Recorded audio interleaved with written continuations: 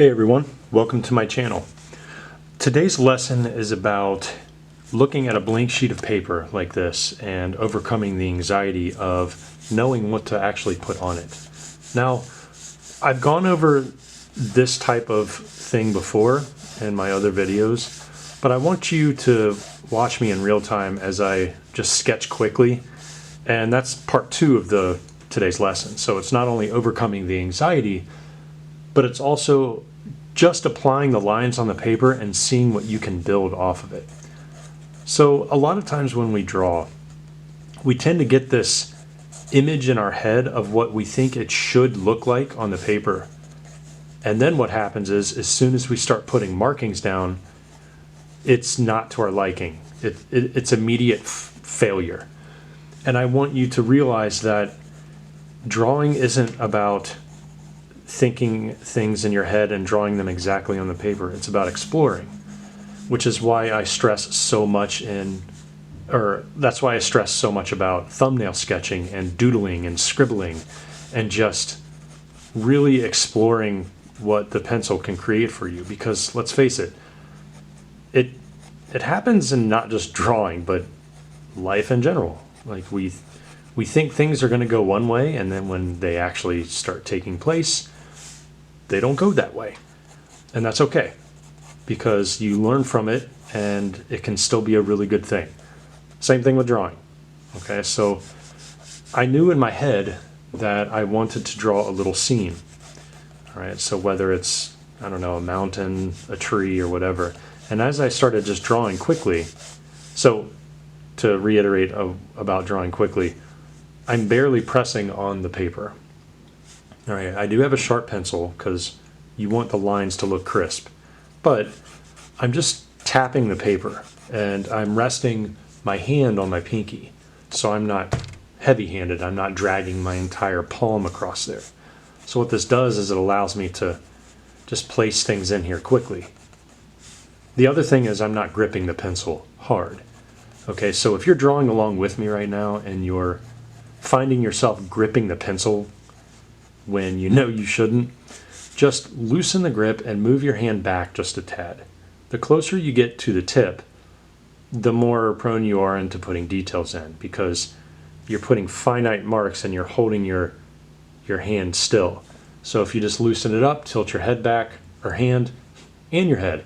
But if you tilt your pencil back like this and just kind of, have one of these fingers guide your pencil, you'd be surprised what you can come up with. Oh, so just to go back to what I was saying about quick lines and finding gestures and, not trying to draw what's in your head onto the paper and make it perfect. Let that happen, and it doesn't matter what the subject matter is. Because a lot of times, if you let yourself draw and explore, you actually come up with better stuff than what you had originally planned. Sounds pretty crazy, right? Probably thought, man, I have this awesome idea for a superhero in my head, or a dragon, or an elf, or whatever you're drawing. And then you start to draw and you're just like, oh, cool. I actually kind of like this helmet better than the other one. I'm just speaking hypothetically here in case you're drawing a character with a helmet. You start doing that and it starts to become more exciting. So now it looks like I'm developing a swamp picture, and I didn't even plan on that.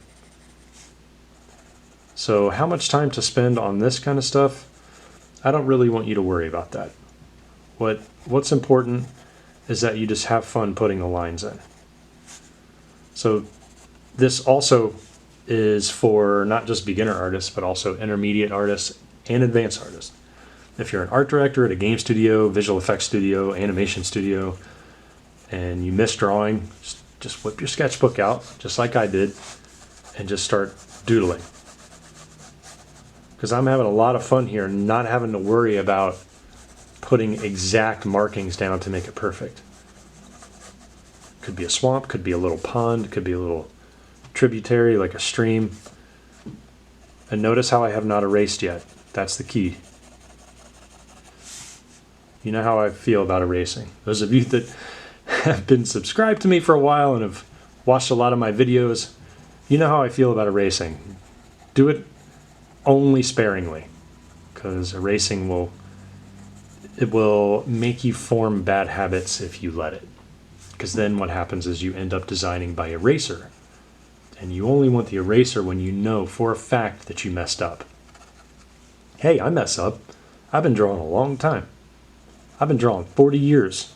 And when I draw creatures, which they're my specialty, I still screw up. As a matter of fact, the drawing that I posted, the huge horizontal elk head that I've been drawing, you know, I had it for a live stream and I also had it for one of my videos. I probably used the eraser quite a bit on that one. But to my defense, that was a 12-hour drawing, maybe even longer than 12 hours. It wasn't in one sitting, because I don't like to do those long drawings in one sitting. However, it was, you know, it was kind of challenging. All right, there we go. Okay, so you can see here how the picture's really taken place. And this is nice, because I didn't know what any of this foliage was going to look like. I didn't know what the stream was going to look like. But now that I'm starting to draw the different layers and just letting it happen as it may, it's pretty cool. And like in the background here, I noticed that there's a little hillside, so I'm just going to press lightly. Okay, and then what I'm going to do is I'm going to bring these plants forward to the foreground. So this is when you can concentrate a little bit more on thick to thin lines, because I want all the stuff in the front to show.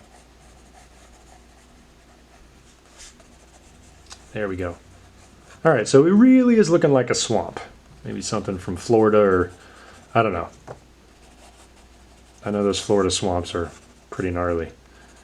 I've seen plenty of them in person. And then also, you're going to start to notice that, especially if you're drawing along with me and you're scribbling and allowing this to happen, when you start placing lines together, just loosely, they start to form shapes that you originally did not intend to be there. That's what makes drawing so much fun. And that's what makes exploring so much fun with your drawing. Because this is true creative freedom right here. We're not bogged down by anything. We're not bogged down by a brief. We don't have to follow the rules on this. We're just kind of letting our minds wander free and see what happens. Now, there is something to be said about, hey, you got to study reference in order to know what to make up. Yes. But at the same time, it's also just grass. I mean, we've been living around grass and foliage all of our lives. So if you could just draw stuff that's closely representing grass, I guess you're going to be okay. There we go. It's so much fun too. Because like right here, I'm just imagining a scene, and I don't know what kind of country this is located in. I don't know if this is even on Earth. Maybe it's a different planet. You know, I don't want these to be the same here, so they're kind of the same. So I think what I'm going to do is I'm just going to, I might just darken this one a little bit, just to bring it forward towards us. There we go. So I think this plant system is the main focal point. So now you can start to see the real scene coming. And of course I have to make sure that the foliage and the mud and the crud and the root system, when it touches the water, you know, there's going to be a little bit of a reflection down there. So I'm just going to scribble on some little details. There we go. It's kind of cool drawing scenery. I mean, you know, I do environments too for games, and you can't name environments like you can creatures. So if you guys want to name this environment, I would love to hear the suggestion in the comments below. That'd be kind of fun. What should we call it? Because I wanted to put a creature in here, but then again, maybe that's not a good idea, because then I think I would ruin the ambiance of it. It's just a nature scene. Maybe there isn't anything, you know, grotesque or alien in here. because, you know, we all have our niches. We all tend to gravitate towards the subject matter that we like drawing. And me with creatures and aliens and all the scary stuff that goes bump in the night. It's kind of nice to go back just to the good old-fashioned roots. You know, no pun intended. Because there is a root system there. There we go. Okay, so what I'm doing is, instead of deliberately separating the water and the ground, I'm just making it a little bit ambiguous. Okay, those of you that are fine art painters, you know exactly what that is. Because if you want to make a nice, successful painting, it's good to, you know, mix in blurred lines and hard lines, all in the same image. So when you start blurring areas together, it just creates a little bit of wonder, creates depth. It just enriches the image, in my opinion. Okay, so the other thing that I don't want to do, well, the one thing I don't want to do, is I don't want to take away from the fact that this is still water down here. So I need to sparingly shade. You know, I might shade in indications of where the waves are or the small ripples in the pond. But I want to leave the tone of the paper showing through a lot of the ripples, because I'm imagining that the light system is right here. So maybe the sun or something. So it might be shining through. Now I'm going to add in some variety of plants. Maybe some stalks that shoot straight up. Just something different. And also, I'm also watching the tone of how I apply these lines. So notice I still didn't have an idea of what's going on in this area, so I'm just kind of adding layers. And when I drew that vertical line up there, I noticed that maybe there's not bamboo, but some kind of plant system right inside there. And I like the depth of that, so I'm just going to put some shading in across all of the stalks to kind of blend them in, to make it look like there's some mist back there. See how I'm still scribbling? That's what I want you guys to be doing right now. Okay, so don't worry about insects, birds, frogs, rocks, anything like that. Well, rocks, yes, you can put little indications of rocks in. That's okay, because you can just randomly place those. But don't worry about exact shapes of trees in the background or whatever. Look at this plant or plants, and look at these plants. They're a mess, okay? That's okay. Allow it to be a mess. So I'm going to indicate with some darker lines, sparingly, that there's not a lot of light getting in through those areas. So here's another cool trick that you can use in your drawings. When you're drawing quickly, use the tone of the paper to your advantage. Look how on the left here, all of this cream color from my moleskin paper, it's traveling right over to the side of this plant, and it's seeping in through all these different shapes. And the only way those shapes show up is if I put in the negative, the shadow part. That's how you can use the paper to your advantage and make it seem like this picture, creature, character, environment, whatever you're drawing, is part of the picture plane. And that's really hard to do. This is a trap among a lot of aspiring concept artists, because a lot of aspiring concept artists want to shade everything. And what happens is it starts to look like a sea of sameness. Like everything looks the exact same, which is why your drawings are falling flat. There's no depth in there. Okay, but use the tone of the paper. You can see it a lot with comic book artists and artists like Art Germ and Stan Lee, Jim Lee. Like they really knew how to use the tone of the paper to take up most of the faces. And then all of a sudden it felt like the face was there in their characters. And this is even before anybody inked their stuff. Okay, so you can kind of see it right here. I'm putting in some dark right there, and I'm leaving it. And I'm looking at all these little markings crisscrossing, and I'm going, okay, where's a little area in here that the light really isn't getting into? Right here maybe, and maybe down here towards the ground, because there's more stem. And this is where it gets really fun. because now I'm starting to think about the ecosystem this takes place in. Like what kind of animals live here. It's so much fun to do that.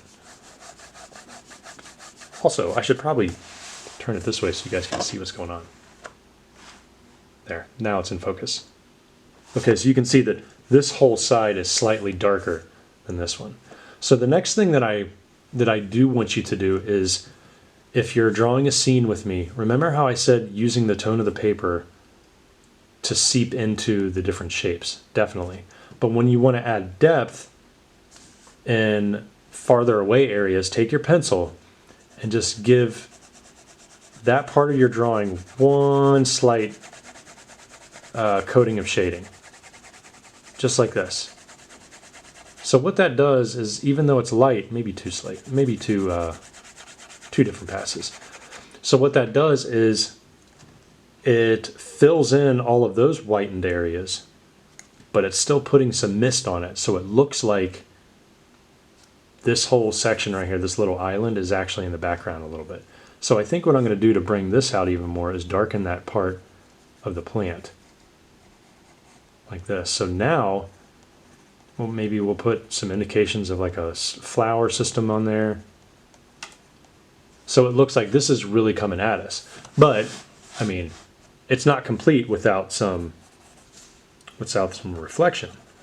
So you definitely want there to be a reflection of that plant in the water. Okay, nothing too serious.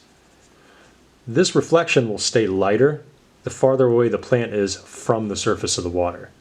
If this was dipping down towards the water, okay, so like the front of it will be a little darker and then it'll fade off because this front of flower is closer to the water than any part of the plant.